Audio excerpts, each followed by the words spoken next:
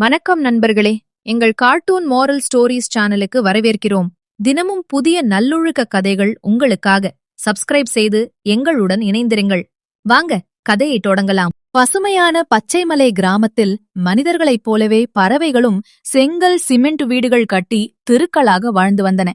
அந்த கிராமத்தின் கோடியிலிருந்த ஒரு வாடகை கூரை வீட்டில் மணிக்குருவி தன் மனைவி மல்லிக்குருவி மற்றும் பள்ளிக்குச் செல்லும் மகள் மீனா குருவியோடு வசித்து வந்தான்.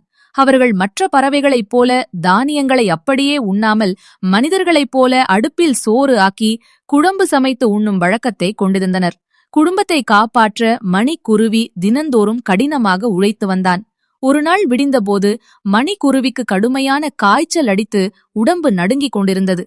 அதே நேரத்தில் சமையலறைக்குச் சென்ற மல்லிக்குருவி அங்கே சோறு ஆக்குவதற்கு ஒரு பிடி அரிசி கூட இல்லாமல் பானை காலியாக இருப்பதைக் கண்டு கண்ணீர் வடித்தாள். அப்போது வாசலுக்கு வந்த வீட்டுச் சொந்தக்காரரான காளி காக்கா, 5 நாட்கள் ஆகியும் இன்னும் வீட்டு வாடகை தரவில்லை. இன்று மாலைக்குள் பணத்தை தராவிட்டால் வீட்டை விட்டு வெளியேறிவிடுங்கள் என்று கோபமாக கத்திவிட்டுச் சென்றது. பசியால் அழத் தொடங்கிய மகள் மீனாவையும் வாடகைக்கு பயந்து கலங்கும் மனைவியையும் பார்த்த மணிக்குருவிக்கு நின்று பொறுக்கவில்லை. தனக்கு அடித்த கடுமையான காய்ச்சலையும் பொருட்படுத்தாமல் தன் குடும்பத்தை எப்படியாவது காப்பாற்ற வேண்டும் என்ற உறுதியோடு மணிக்குருவி எழுந்து நின்றான். மல்லி, நீ அழாதே. நான் உயிரோடு இருக்கும் வரை உங்களையும் நம் மகளையும் பட்டினி போட மாட்டேன் என்று கூறிவிட்டு பண்ணையாராந்தையின் வயலுக்கு வேலை தேடி புறப்பட்டான்.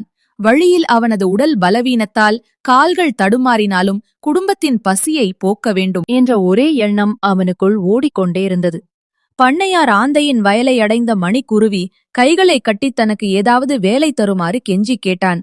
மணிக்குருவியின் காய்ச்சல் முகத்தை பார்த்த பண்ணையார், மணி, உனக்கு உடம்பு சரியில்லை போதிருக்கிறது.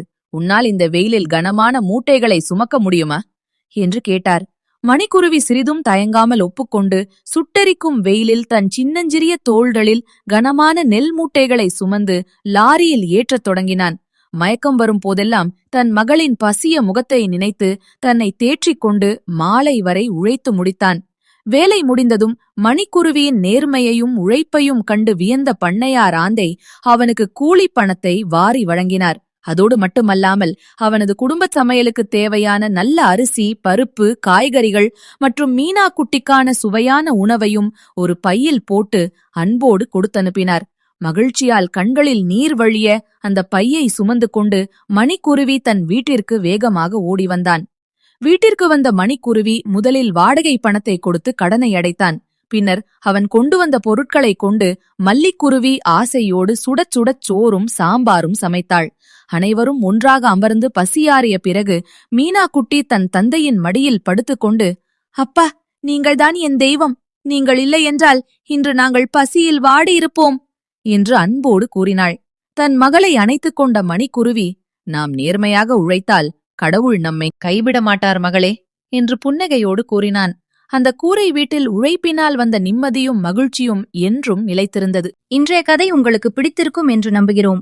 இந்த வீடியோ பிடித்திருந்தால் லைக் செய்யுங்கள், உங்கள் நண்பர்களுடன் ஷேர் செய்யுங்கள். மேலும் இதுபோன்ற அருமையான கார்ட்டூன் நல்லொழுக்க கதைகளை தொடர்ந்து பார்க்க எங்கள் சேனலை சப்ஸ்கிரைப் செய்து பெல் ஐகானையும் அழுத்துங்கள். மீண்டும் ஒரு புதிய கதையுடன் விரைவில் சந்திப்போம். நன்றி, வணக்கம்.